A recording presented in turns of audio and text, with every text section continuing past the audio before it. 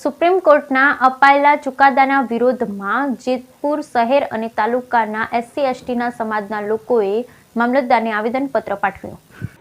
Supreme court દ્વારા અપાયેલ ચુકાદાના વિરોધમાં જેતપુર શહેર તાલુકાના SC/ST સમાજ દ્વારા મામલતદારને આવેદનપત્ર પાઠવ્યું। અનામત બચાવવાના નારા સાથે જેતપુર મામલતદાર કચેરી બહાર સૂત્રોચ્ચાર સાથે વિરોધ કરી મામલતદારને આવેદનપત્ર આપ્યું। અનુસૂચિત જાતિ અનુસૂચિત જનજાતિ દ્વારા વિરોધ પ્રદર્શન બંને જાતિઓમાં ભેદભાવ ઊભા થાય તે પ્રકારનો નિર્ણય ગણાવ્યો।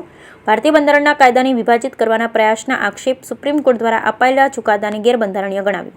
જય ભીમના નારા સાથે વિરોધ નોંધાવી મામલતદારને આપ્યું આવેદનપત્ર। સંવિધાનમાં અનુસૂચિત જાતિ અનુસૂચિત જનજાતિના કાયદાને કાયમ રાખવા માંગ। જેતપુર પોલીસે બંદોબસ્ત ગોઠવાયો। Bureau report Ashish Patadia, Jetpur. મારું નામ દિનેશ રાઠોડ છે અને હું ભારતનો સામાન્ય નાગરિક છું। આજે અમે જેતપુર શહેર અને તાલુકાના અનુસૂચિત જાતિ સમાજ દ્વારા જેતપુર શહેર મામલતદારને આવેદનપત્ર આપેલ છે અને રાષ્ટ્રપતિને મોકલવાની અમે અરજ કરેલ છે।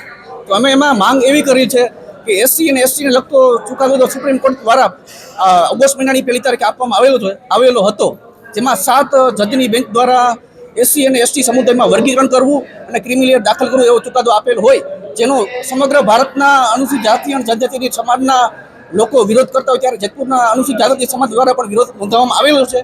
અમારી રાષ્ટ્રપતિ પાસે માંગ એવી છે કે જે સુપ્રીમ કોર્ટ દ્વારા જે ચુકાદો આપવામાં આવ્યો છે એ નિરસ્ત કરવામાં આવે અને અગાઉ જે 5 જજની બેન્ચ દ્વારા ચુકાદો આપવામાં આવેલો છે તેમને લાગુ કરવામાં આવે અને સરકાર દ્વારા ભારત સરકાર દ્વારા પાર્લામેન્ટ એટલે કે સંસદમાં અધ્યાદેશ લાવવામાં આવે અને જે ચુકાદો જો સુપ્રીમ કોર્ટ દ્વારા ગેરબંધારણીય કરવામાં આવેલો છે એને નિરસ્ત કરવામાં આવે તેવી અમે જેતપુર શહેર અને તાલુકાના અનુસૂચિત જાતિ સમાજ અને અનુસૂચિત જનજાતિ સમાજ દ્વારા માંગ કરવામાં આવેલ છે।